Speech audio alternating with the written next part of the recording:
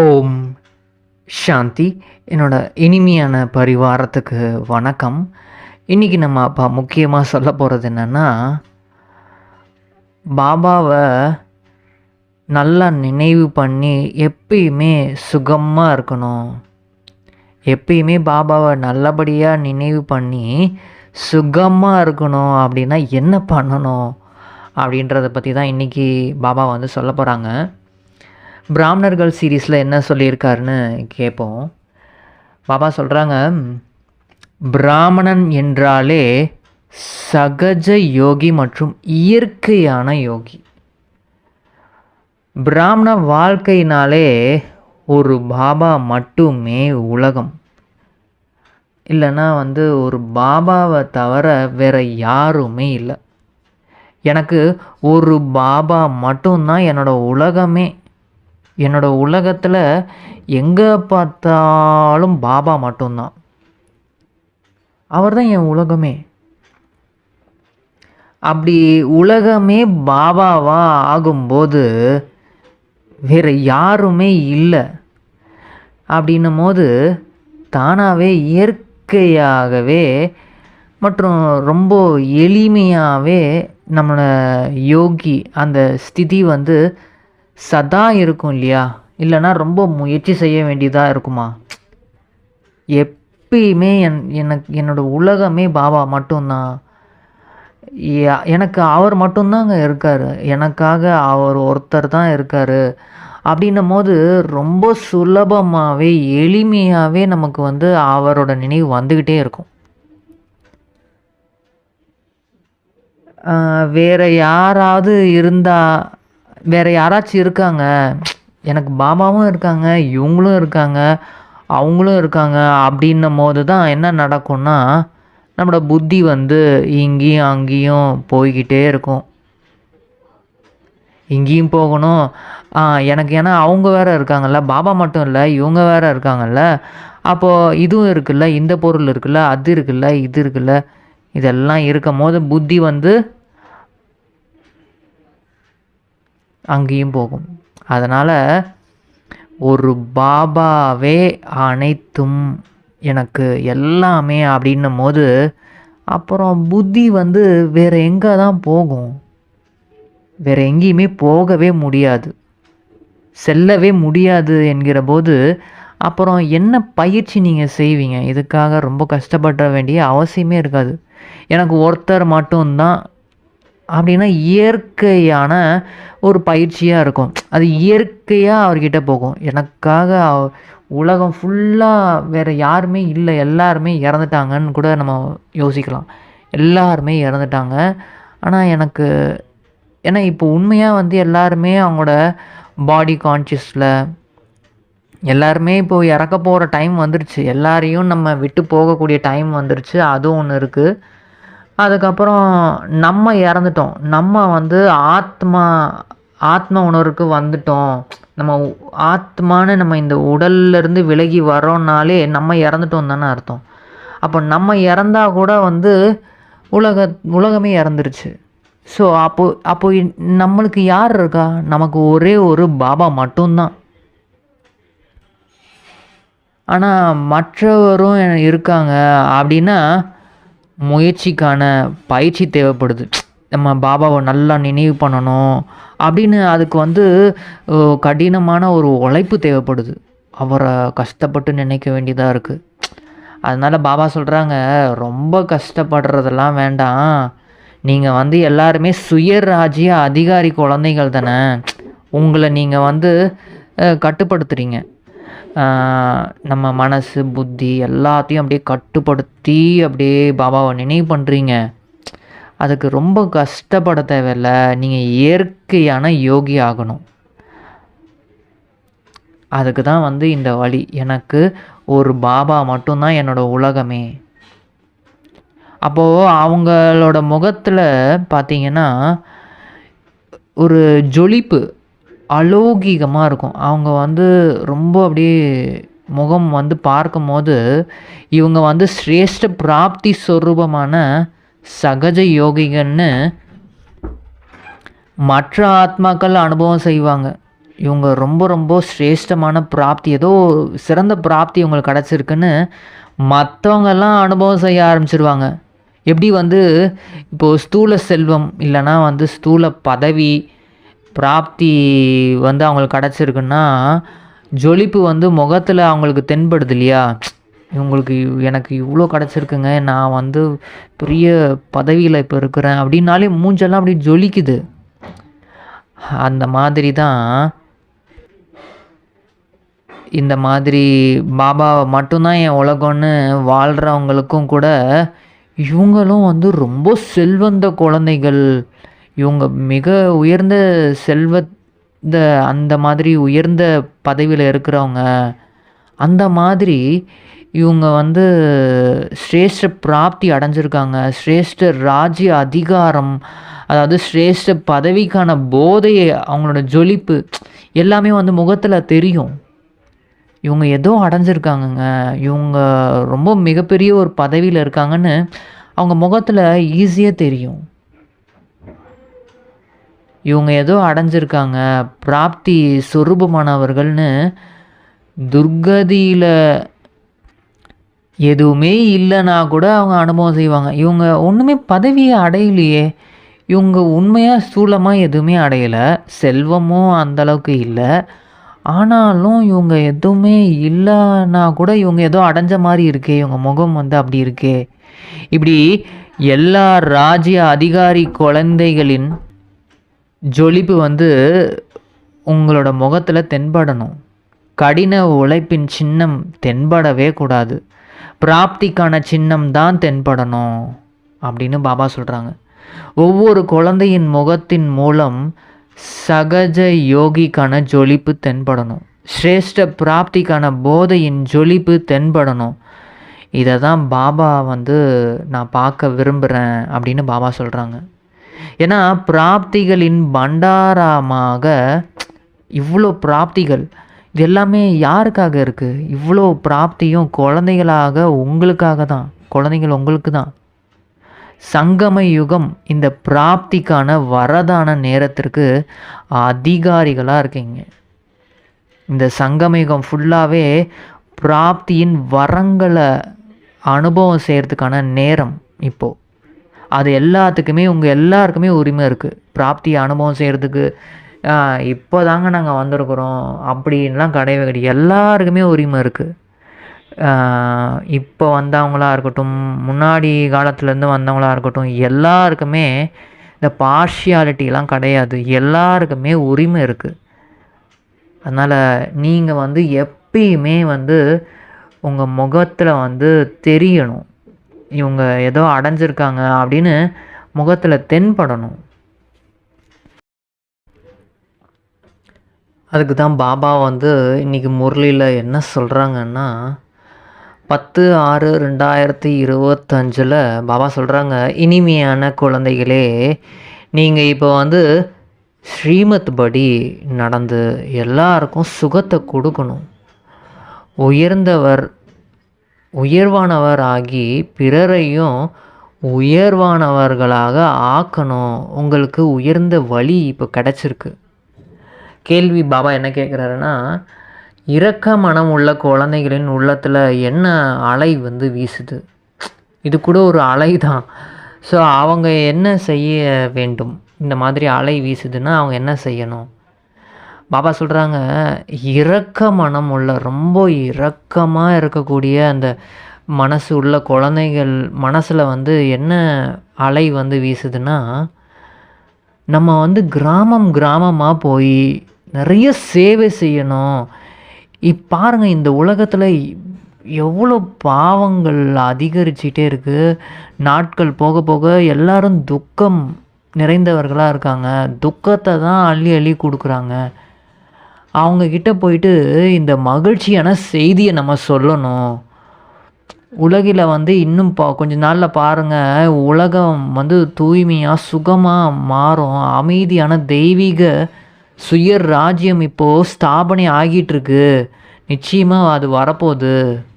இது அதே மகாபாரத சண்டை. அந்த சமயம் வந்து தந்தை இருந்தார். எப்போ? மகாபாரதம் முன்னாடி அந்த கல்பத்துக்கு முன்னாடி இந்த கல்பத்துக்கு முன்னாடி நடந்தது வந்து திரும்பவும் இப்போ நடந்துகிட்ருக்கு. அதே மாதிரி இப்போ நடந்துகிட்ருக்கு. அப்போது வந்து கடவுள் கூட இருந்த மாதிரி இப்போவும் கூட தந்தை இப்போ வந்திருக்காரு அப்படின்னு சொல்லணும்னு அந்த ஆசை இருக்கிற குழந்தைங்களுக்கு வந்து, இந்த இரக்கமுள்ள குழந்தைங்களுக்கு வந்து இந்த மாதிரி அலை வந்து வீசணும். அவங்க இதை தான் செய்யணும். அதாவது உலகத்தில் இருக்கவங்களுக்கு புரிய வைக்கணும். ஓம் சாந்தி. இனிமேலும் இனிமையான குழந்தைகளே, நீங்கள் வந்து இப்போ அமர்ந்திருக்கிறீங்க. அதுவும் நம்ம வந்து ஈஸ்வரனோட குழந்தைகள் அப்படின்னு எல்லாருமே புரிஞ்சிருக்கீங்க. நிச்சயமாக அதுக்கு வந்து ஃபஸ்ட்டு நான் ஒரு ஆத்மா அப்படின்னு நல்லபடியாக புரிஞ்சுக்கணும். இந்த கிளாஸை கேட்குறீங்கனாலே பாபா வந்து ஆத்மாக்களுக்கு தான் கிளாஸ் எடுக்கிறாரு. ஸோ நான் வந்து சரீரம் கிடையாது, நான் வந்து ஒரு ஆத்மா, பிரெயினுக்கு நடுவில் ஜொலிக்கக்கூடிய ஒரு ஆத்மா. அப்போ தான் வந்து ஆத்மா தான் இதை கேட்குது. இந்த ஞானத்தை கேட்குறது யார்? ஆத்மாவாகிய நான். தந்தை கூட இந்த சரீரத்தை கடனாக தான் பெற்றிருக்காரு. அவரும் யார்? ஆத்மா தான். அப்போ தானே பேச முடியும். சரீரத்தில் வந்தால் தான் பேசவே முடியும். என்ன தான் கடவுளாகவே இருந்தாலும் இறைவனே வந்து அப்படியே அங்கேருந்துலாம் வந்து பேசலாம் முடியாது. அவர் பேசணும் அப்படின்னா கூட சரீரம் வந்து தேவைப்படுது. சரீரம் வந்து அப்போது ரொம்ப முக்கியமான ஒன்று. அப்போது நம்ம வந்து ஈஸ்வரனோட குழந்தைகள் இப்போ ஆகியிருக்கோம். ஈஸ்வரன் நம்ம அப்பாவும் ஆத்மானா அவர் பரமாத்மாவாக இருக்கார். நம்ம ஆத்மாக்கள் எல்லாருமே ஈஸ்வரனோட சம்பிரதாயத்தவர்கள். அப்புறம் இப்போது வந்து நம்ம ஈஸ்வரனோட குழந்தைகளாக ஆகியிருக்கோம். அப்புறம் வருங்காலத்தில் தெய்வீக சம்பிரதாயத்துக்கு போக போகிறோம். அதுதான் சொர்க்கத்தின் எஜமானர்களாக ஆகி தேவதைகளாக ஆக போகிறோம். நம்ம மீண்டும் 5000 வருடங்களுக்கு முன்னாடி மாதிரி இப்போ திரும்பவும் தெய்வீக சுய ராஜ்யத்தின் ஸ்தாபனை செஞ்சிட்ருக்குறோம். அதுக்கப்புறமேட்டு நம்மளே வந்து தேவதைகளாக ஆகிடுவோம் அப்படின்னு இந்த சமயத்தில் நீங்கள் குழந்தைகள் நீங்கள் புரிஞ்சிட்ருக்கீங்க. ஆனால் இந்த சமயத்தில் உலகம் எப்படி இருக்குது? அதுலேயும் குறிப்பாக பாரதம் மற்றும் இந்த பொதுவாக உலகத்தில் எல்லா மனிதர்களும் ஒருத்தருக்கு ஒருத்தர் வந்து மற்றவங்களுக்கு வந்து துக்கத்தை தான் கொடுக்குறாங்க. ஏன்னா அவங்க துக்கத்தை அனுபவம் செஞ்சு துக்கத்தை தான் கொடுக்க முடியும். அவங்களுக்கு சுகதாமமும் உருவாகும். இன்னும் கொஞ்ச நாளில் உருவாகி அங்கே சொர்க்கமாக இருக்குன்னே தெரிய மாட்டேங்குது. பரம்பிதா பரமாத்மா வந்து எல்லாருக்கும் சுகம் அளிக்கக்கூடியவர், அமைதி நிறைந்த ஒரு உலகத்தை உருவாக்கிட்டுருக்காரு, நிறைந்தவராக நம்மளையும் ஆக்கிட்டுருக்காரு அப்படின்னு தெரிய மாட்டேங்குது. இங்கேயோ வீடுகள் தோறும் ஒருவர் மற்றவங்களுக்கு துக்கம் தான் கொடுக்குறாங்க, கொடுத்துக்கிட்டே இருக்காங்க. அது இன்னும் ஓவராகிட்டே இருக்குது. இப்போல்லாம் வந்து தேக அபிமானத்தால் அப்படியே துக்கம், முழு உலகமும் இப்போ துக்கம் தான். ஆனால் நமக்கு வந்து இப்போ தெரிஞ்சுக்கிட்டோம், நம்ம வந்து தந்தை நமக்கு வந்து 21 பிறவிகளுக்கு எப்பயுமே சுகம் மிக்கவர்களாக இருப்போம் அப்படின்னு நம்ம வந்து இப்போ எல்லாமே புரிஞ்சுக்கிட்டோம். எப்போதுலேருந்து இந்த துக்கம் தொடங்குனுச்சு அப்படின்னு கூட தெரிஞ்சுக்கிட்டோம். எப்போ தொடங்குச்சு? துவாபர யுகத்தில், அதாவது நம்ம தேக உணர்வில் வரும்போது, ராவணோட ராஜ்யம் உருவாகும் போது தான் துக்கமே அனுபவம் ஆகுது. தேக உணர்வில் வரும்போது தான். ஆனால் அது எப்போ முடிவுக்கு வருது இது கூட யாருக்குமே தெரியாது. அது எப்போ முடிவுக்கு வருதுன்னா, குழந்தைகள் நீங்கள் தெரிஞ்சிருக்கீங்க. எப்போ வந்து சுகம் கொடுக்கக்கூடிய அப்பா சுயம் நம்ம ஈஸ்வரன் நம்ம அப்பா வந்து இந்த ஞானத்தை நமக்கு சொல்லி கொடுத்து நம்மளை வந்து ஆத்ம உணர்வுடையவராக மாற்றும் போது தான். அதனால் இப்போ நம்ம வந்து ஈஸ்வரனோட சம்பிரதாயத்தில் இருக்கிறோன்னு புத்தியில் புரிஞ்சுக்கிட்டோம். பார்க்க போனால் இந்த முழு உலகத்தோட மனிதர்கள் எல்லாருமே வந்து ஈஸ்வரனோட சம்பிரதாயம்தான். அதாவது எல்லாருமே நம்ம சிவபாபாவோட குழந்தைங்கள் தான். இவங்க மட்டும்தான் குழந்தைங்கள் நம்ம நிறைய பேர் நம்மளை பார்த்து நினைப்பாங்க. கிடையாது. எல்லாருமே வந்து சிவனோட குழந்தைகள், நம்ம அப்பாவோட குழந்தைங்கள். நம்ம எல்லாருமே ஒரே குடும்பம் தான். ஆனா அவங்க இதெல்லாம் இத புரிஞ்சுக்காம இருக்காங்க. அதனால தான் பாபா சொல்றாங்க, "நான் சொல்றத மட்டும் கேளுங்க. நான் உங்க எல்லாரையுமே இப்ப வீட்டுக்கு திரும்பவும் கூட்டிட்டு போறதுக்காக தான் வந்திருக்கேன். கூண்டோட கைலாயம் போக போறோம். அதுதான் வந்து பரந்தாமம். அதுக்கு குழந்தைகளாகிய உங்களுக்கு இப்போ உயர்ந்த வழி, ஸ்ரீமத் வந்து இப்போ குடுக்குறேன். அத நீங்க புரிஞ்சுக்கிட்டீங்க. உயர்ந்ததிலும் உயர்ந்த பகவானுடைய உயர்ந்ததிலும் உயர்ந்த வழி இப்போ நமக்கு கிடைச்சிட்ருக்கு. அவருடைய வழி என்ன? அது அது வந்து ரொம்ப தனிப்பட்டது தான். இந்த உலகத்துல கிடைக்கக்கூடிய வழி, இப்போ எவ்வளோ வழி 1000 பேர் என்னென்னமோ குடுத்துக்கிட்டே இருக்காங்க. எல்லாரும் அவங்கவங்க வழிய மனசுல தோன்றதெல்லாம் குடுத்துக்கிட்டே இருக்காங்க. ஆனா சிவ பாபா இறைவனோட வழி தனிப்பட்டது தான். நம்ம அந்த ஸ்ரீமத்து படி நடக்கிறதுனால எப்படி இருந்த நம்ம எப்படி ஆக போகிறோன்னு நம்ம தெரிஞ்சுக்கிட்டோம். அதுவும் சொர்க்கத்தின் எஜமானன். மற்ற மனிதர்கள் எல்லாம் நரகத்தின் எஜமானர்களாக தான் இப்போது ஆக்கிட்டு இருக்காங்க. அவங்க சொல்கிறதெல்லாம் கேட்டுட்டு இருந்தால் நம்ம நரகத்துக்கு எஜமானர்களாக ஆவோமோ இல்லையோ தெரியல, நரகத்துக்கு தான் போவோம். இப்போ நீங்கள் மட்டும்தான் இப்போ புரிஞ்சுக்கிட்டீங்க. இந்த சமயம் அது நிச்சயம் இருக்கு இல்லையா? உங்களுக்கு நிச்சயம் இருக்குல்ல. நிச்சய புத்தி உடையவர்கள் தான் இங்கே வரவே முடியும். இதை கேட்கவே முடியும். மற்றும் பாபா நம்மளை மீண்டும் சுகதாமத்துக்கு எஜமானராக ஆக்குறாரு. நம்ம தான் 100% தூய்மையான இல்லற மார்க்கத்தில் இருந்தோம். அங்கே சத்தியுகத்தில் நம்ம வாழ்ந்தோம் அப்படின்னு உங்கள் எல்லாருக்கும் நினைவு வருது இல்லையா? இப்போது 84 பிறவிகளின் கணக்கு இருக்கு இல்லையா? யார் யார் எத்தனை பிறவி எடுக்கிறாங்க, அப்புறம் வரக்கூடிய அந்த தர்மங்களின் பிறவிகளும் கொஞ்சம் இருக்குது.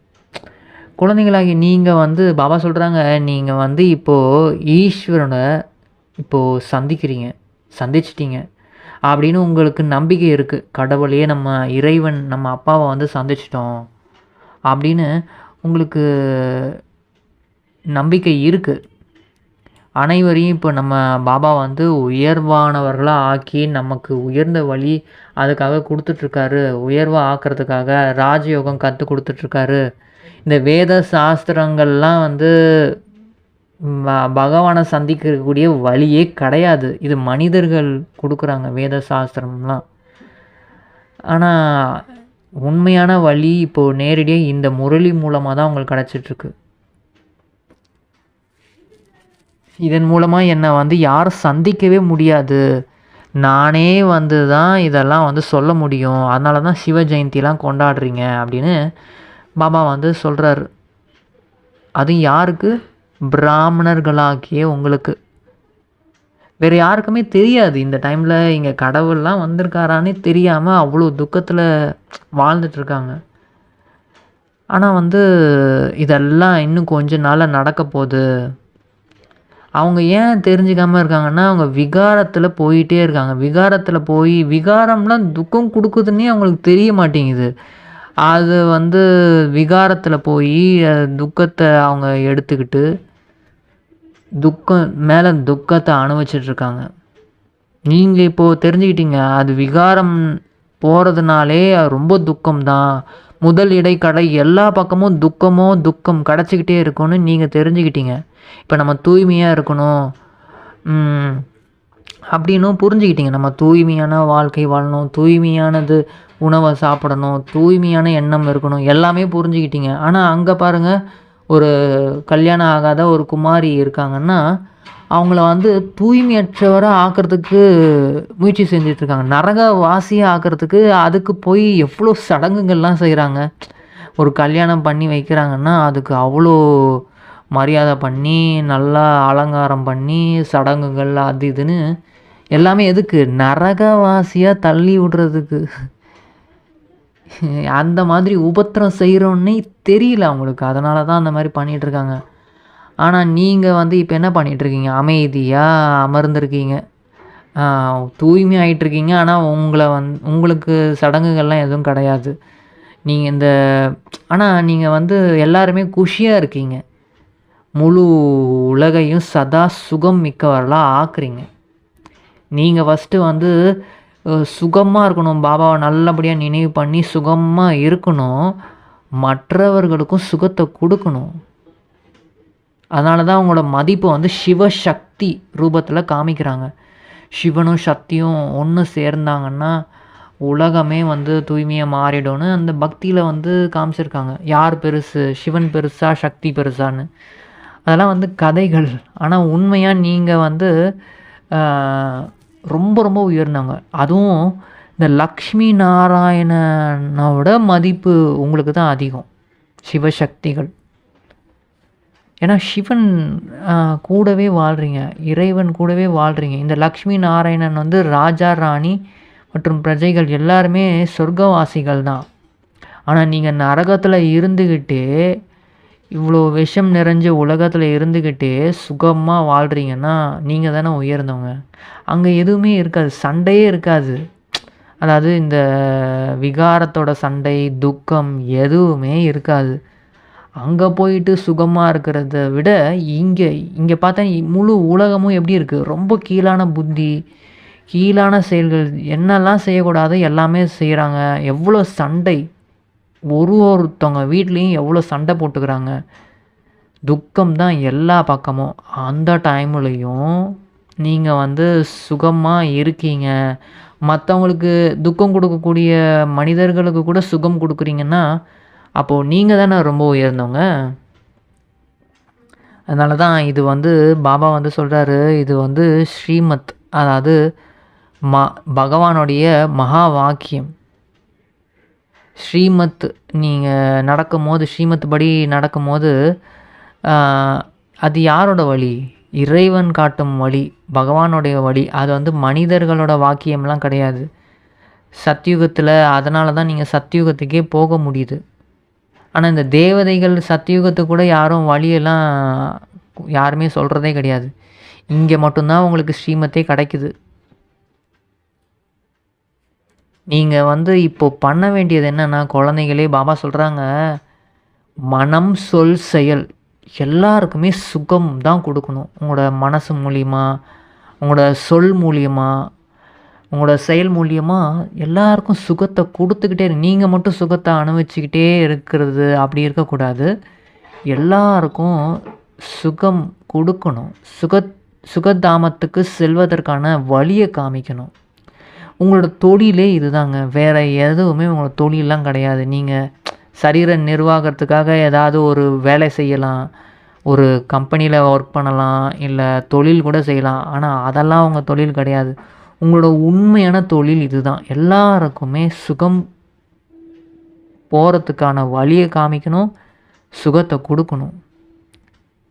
இந்த மாலை நேரம் நீங்கள் சரி வேலையெல்லாம் எனக்கு அதிகமாக இருக்குது, காலிலேருந்து ஈவினிங் டைம்லையாவது நீங்கள் வந்து ஒரு சேவை பண்ணுங்கள். நிறைய இந்த மாதிரி சேவை பண்ண போங்க. ஏன்னா அதனால தான் அந்த மாதிரி மாலை நேரத்தில் வந்து தேவதைகள் ஊர்வலம் வருவாங்க அப்படின்னு சொல்கிறாங்க இல்லையா. அது இப்போ நீங்கள் வந்து அந்த சேவை செஞ்சதுக்கான அந்த நினைவாக தான் அந்த மாதிரி சொல்கிறாங்க. ஆனால் இந்த சமயத்தில் யாருமே அந்த மாதிரி, அதாவது தேவதைகளாக வராங்க உண்மையாக. அதனால் நீங்கள் தான் இப்போது வந்து மாலை நேரத்தில் வந்து எல்லாருக்கும் சுகம் கொடுக்கணும். நீங்கள் வந்து நடந்தாலும் சரி, நீங்கள் என்ன பண்ணாலும் சரி, அமர்ந்தாலும் சரி, சுற்றிகிட்டே இருந்தாலும், அங்கேயும் இங்கேயும் போயிட்டே இருந்தாலும் சரி, எனக்கு வேலை காரணமாக அங்கேயும் இங்கேயும் போக வேண்டியதாக இருக்குது, என்ன வேணால் எங்கே வேணால் போங்க.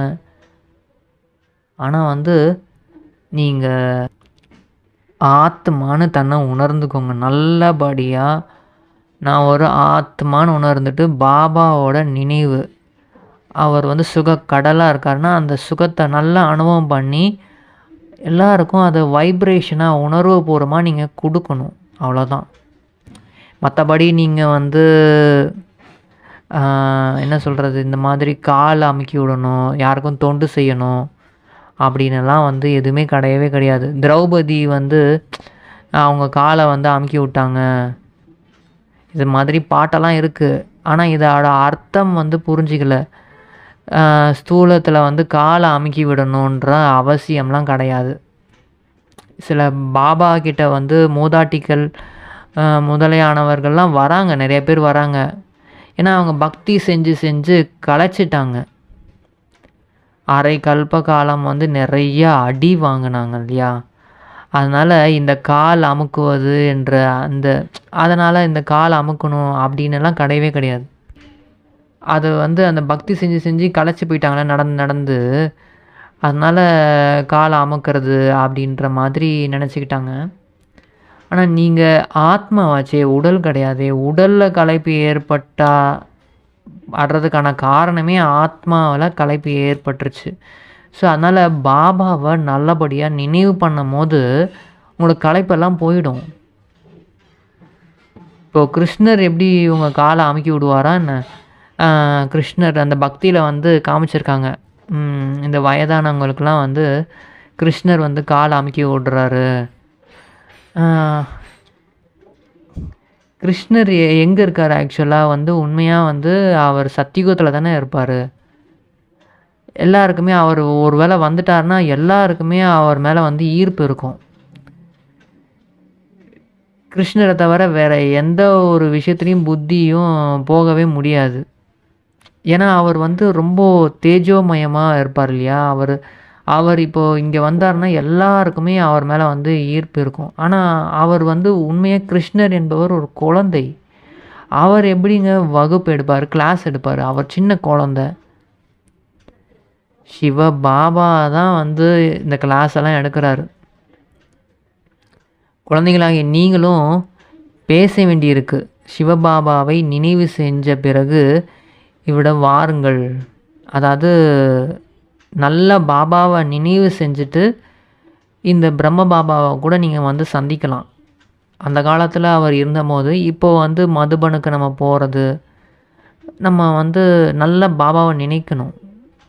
குஷி இருக்கணும் நமக்குள்ளே. பாபா சொல்கிறாங்க, உங்களுக்குள்ளே குஷி இருக்கணும். 21 பிறவிகளுக்கு நமக்கு வந்து சிவபாபா சுகம் மிக்கவர்களாக ஆக்கிட்டுருக்காரு. இப்படிப்பட்ட தந்தையின் மீது நம்ம பலியாகணும் அப்படின்னு நமக்கு தோணணும்.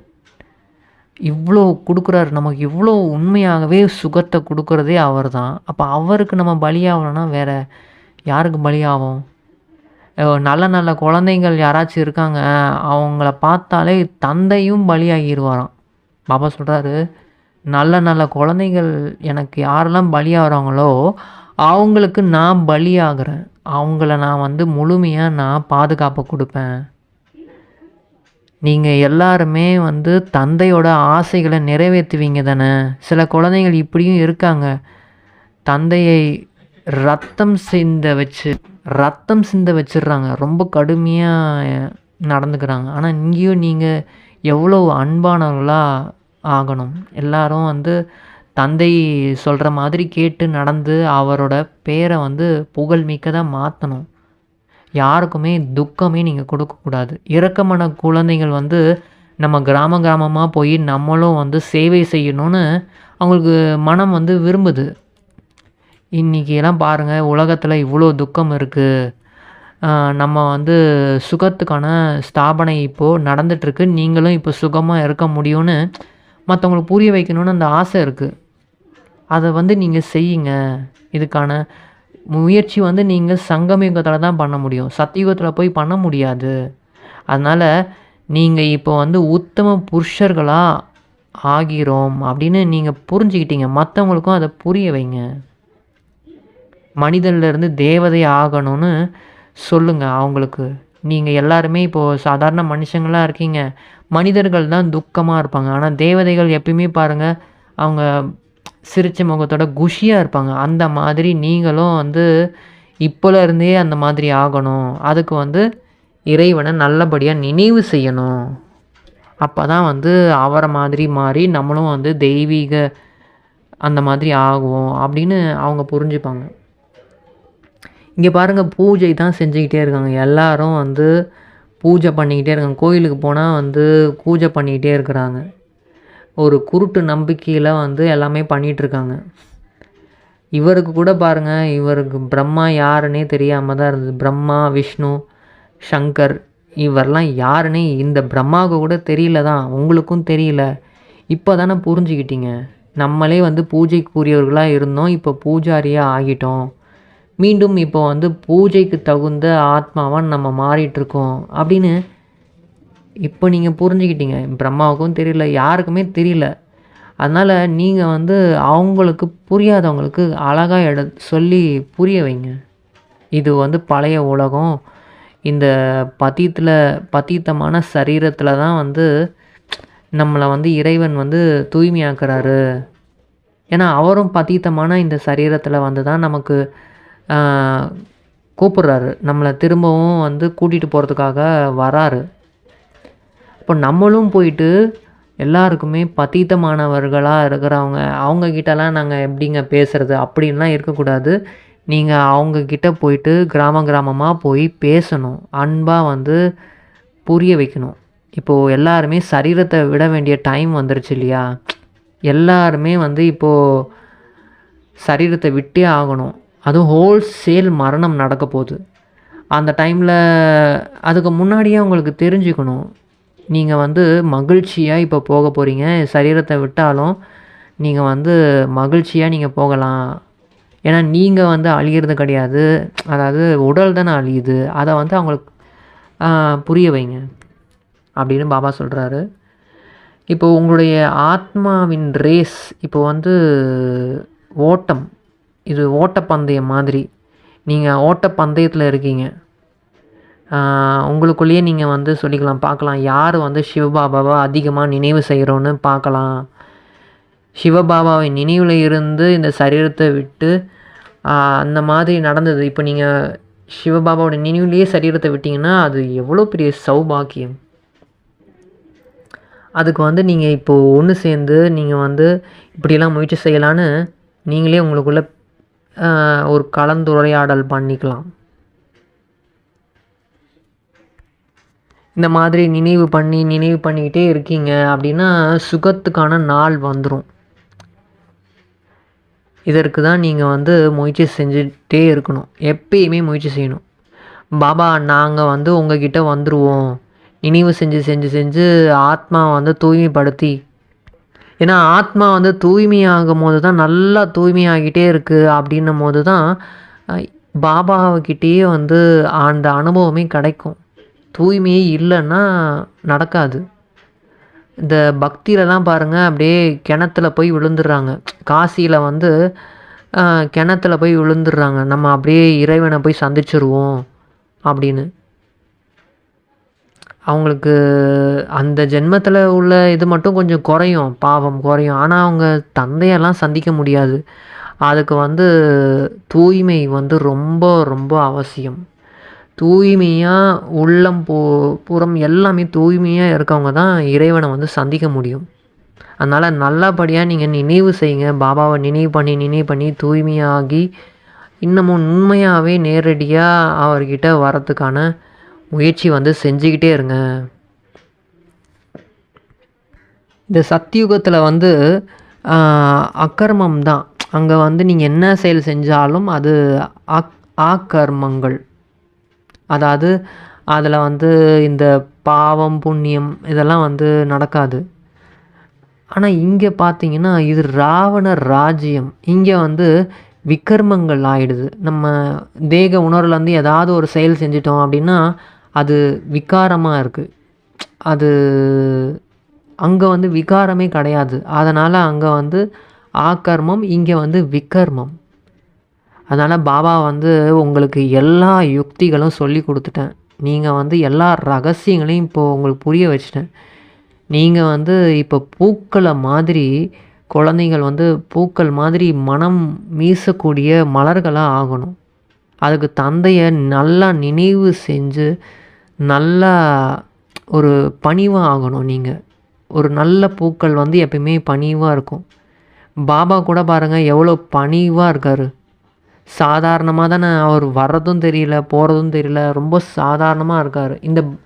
இந்த பிரம்மா கூட பாருங்கள் அவரும் வந்து சேவகர்களாக இருக்கார். உங்களோட சேவகர்களாக 2 பேரும் இருக்காங்க. பாபா சொல்கிறாங்க உங்களுக்கு சேவகர்களாக நாங்கள் இருக்கோம். சிவபாபா மற்றும் இந்த பிரஜாபிதா பிரம்மா. அவங்க வந்து பிரம்மா வந்து திருமூர்த்தி பிரம்மான்னு சொல்லிட்டாங்க. ஆனால் வந்து அர்த்தத்தை புரிஞ்சிக்கிறது கிடையாது. சரி, ஓகே. நீங்கள் வந்து இப்போ எல்லாமே தெரிஞ்சுக்கிட்டீங்கல்ல. இவங்க 2 பேர், அதுவும் ஒருத்தராக 2 பேர் வந்து உதவிக்கு இருக்காங்க. அப்போ நீங்களும் வந்து தைரியமாக போய் உங்களோட இரக்க மனம் உள்ள அந்த மனசுக்கு வந்து ஏற்ற மாதிரி நீங்கள் செயல் செய்யுங்க அப்படின்னு பாபா சொல்கிறாங்க. வரதானம் என்ன சொல்கிறாருன்னா, சுய முன்னேற்றம் மூலம் சேவையில் முன்னேற்றம் செய்ய முடியும். சுய முன்னேற்றம் சேவையில் நீங்கள் முன்னேறுவதற்கான விசேஷ ஆதாரம். நீங்கள் உண்மையாகவே சேவை பண்ணணும், மற்றவங்களுக்கு உதவி செய்யணுன்னாலே ஃபஸ்ட்டு நீங்கள் நல்லா இருக்கணும்ல. சுயம் நம்ம வந்து நல்லபடியாக முன்னேறணும்.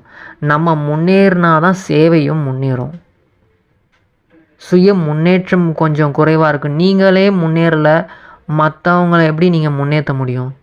அதனால் சுய முன்னேற்றம் குறைவாக இருக்குன்னா சேவையும் குறைவாக தான் இருக்கும். யார் ஒருவருக்கும் வந்து நீங்கள் வாயால் அறிமுகம் கொடுப்பது மட்டும் சேவை கிடையாது.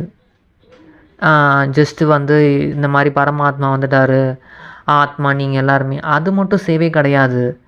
ஆனால் உங்களோட செயல், ஒவ்வொரு செயல் மூலம் நீங்கள் வந்து இவங்க எவ்வளோ அன்பாக இருக்காங்க, எவ்வளோ குஷியாக இருக்காங்க, எவ்வளோ அமைதியாக இருக்காங்க அப்படின்னு நீங்கள் உங்கள் வாழ்க்கை வாழ்ந்துகிட்டே இருக்கீங்க. செயல் செய்கிறதன் மூலமாக கூட வந்து சேவை நடக்கும். இதுதான் ஏன்னா உண்மையானவே உயர்ந்த சேவை.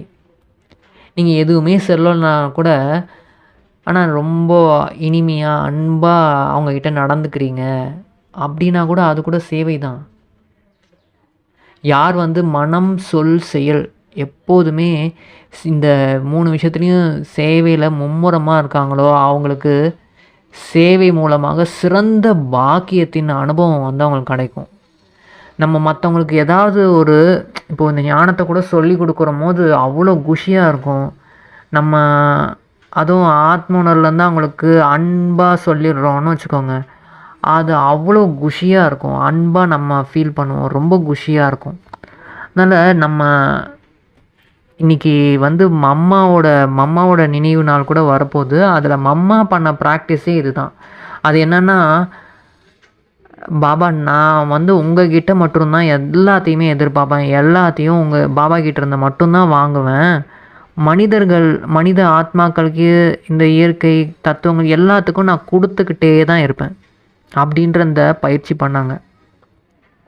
அந்த மாதிரி நம்மளும் வந்து பாபா கிட்ட மட்டும்தான் எல்லாமே எதிர்பார்க்கணும். அன்பு, மரியாதை, பொருட்கள் எல்லாமே பாபா கிட்ட மட்டும்தான் நம்ம கேட்கணும். இவங்க வந்து எனக்கு மரியாதை கொடுக்கல, இவங்க அன்பு கொடுக்கல, இவங்க என்ன இப்படி திட்டுறாங்க, அவங்கக்கிட்ட என்ன இருக்குதோ அதை தான் கொடுப்பாங்க. நம்ம வந்து பாபா கிட்ட தான் எல்லாமே இருக்குது, வள்ளலாக இருக்கார், அவர்கிட்ட நம்ம கேட்கணுமே தவிர மனித ஆத்மாக்கள்கிட்ட கிடையாது. அவர் நமக்கு வந்து வாரி வாரி வழங்கிக்கிட்டே இருப்பார். ஆனால் நம்ம அவரை மாதிரி இருக்கணும். நம்மளும் வந்து அவர்கிட்ட வாங்கிட்டு மற்றவங்களுக்கு கொடுத்துக்கிட்டே இருக்கணும், நம்மளே வச்சுக்கிட்டே இருக்கக்கூடாது. எல்லாத்தையுமே நம்ம இந்த ஞானத்தை கேட்டு புரிஞ்சுக்கிட்டோம் அப்படின்னா மற்றவங்களுக்கு புரிய வைக்கணும். நம்ம அன்பு அனுபவம் பண்ணுறோன்னா அன்பை வந்து மற்றவங்களுக்கு கொடுத்துடணும். இந்த மாதிரி நமக்குள்ளேயே வச்சுக்கிட்டு இருக்க கூடாது. அது வந்து பிரசாதமாக ஆகாது அப்படின்னு மம்மா சொல்லுவாங்க. அது இறைவனோட பிரசாதம். அவர் கொடுத்ததை நான் உங்களுக்கு கொடுக்குறேன்னு கொடுத்துக்கிட்டே இருப்பாங்க. அந்த மாதிரி நம்மளும் வந்து அந்த மாதிரி கொடுத்துக்கிட்டே இருக்கணும் ஏதாவது ஒரு விதத்தில்.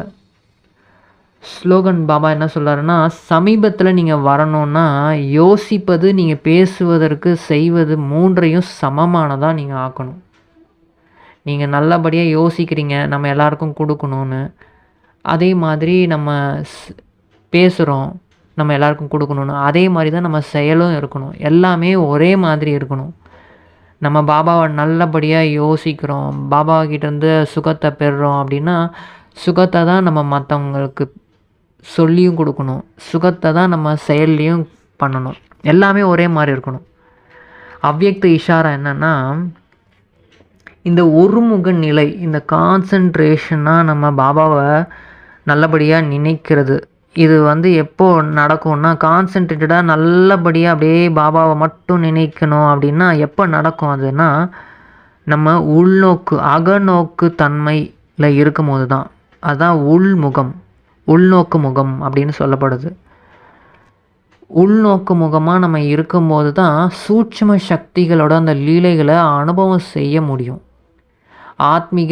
ஆத்மீக ஸ்திதியில் இருந்து ஆத்மாக்களை நம்ம அழைக்க முடியும்.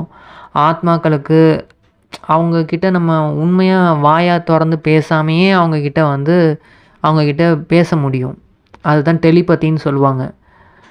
ஆத்மாக்களுக்கு அவங்களோட சமஸ்கார சுபாவங்களில் பரிவர்த்தனையும் செய்ய முடியும். அவங்க சுபாவ சமஸ்காரம் கொஞ்சம் நெகட்டிவாக இருக்குது, தவறாக இருக்குன்னா கூட அதை கூட நம்ம மாற்ற முடியும். தந்தையுடன் ஆத்மாக்களோட தொடர்பை இணைக்க வைக்கவும் முடியும். அவங்கள அப்பாவோட இணைக்க வைக்க முடியும். இந்த அனுபவங்கள் எல்லாமே ஏற்படும் எப்போன்னா, உள்நோக்கு முகமாக இருக்கும்போது. நம்ம இப்போது இதை கேட்டுகிட்டே இருந்தால் கூட உள்நோக்கு முகமாக நம்ம ஆத்மான்னு உணர்ந்து பரந்தாமத்தில் பாபாவை நல்லபடியாக நினைக்க முடியும். நம்ம காரியம் ஏதாவது செஞ்சிட்டு இருந்தால் கூட நம்ம ஏதாவது ஒரு வேலை பண்ணிக்கிட்டே இருக்கோம். ஆனால் நம்ம சத்தியுகத்தில் வாழ்கிற மாதிரி இருக்க முடியும். அதுதான் உள்நோக்கு முகம். நம்ம வெளியில் தெரியாது. நம்ம உள்ளே என்ன யோசிக்கிறோம், உள்ளே என்ன பண்ணிகிட்ருக்கோன்னு யாருக்குமே தெரியாது. ஆனால் உள்ளே நம்ம இந்த மாதிரி ப்ராக்டிஸஸ் பண்ணிக்கிட்டே இருக்கணும் அப்படின்னு பாபா சொல்கிறார். அதுலேயும் முக்கியமாக என்ன ப்ராக்டிஸ்னால் ஆத்ம உணர்வில் இருக்கக்கூடிய பயிற்சி. நம்ம எந்த காரியம் பண்ணாலும் ஆத்ம உணர்வுலேயே இருக்கணும் அப்படின்னு. ஸோ பாபாவுக்கு மிக மிக மிக மிக நன்றி. எங்களுக்கு உங்களை எப்படி சுலபமாக நினைக்கிறது, என்னோடய உலகமே சிவபாபா மட்டும்தான் அப்படின்னு சொன்னீங்க. அதுக்கப்புறம் எப்படி எல்லாருக்கும் சுகம் கொடுக்கறது, சுகத்தை அனுபவம் பண்ணுறது அப்படின்னு சொல்லி கொடுத்துருக்கீங்க. ரொம்ப ரொம்ப ரொம்ப நன்றி பாபா. ஓம் சாந்தி.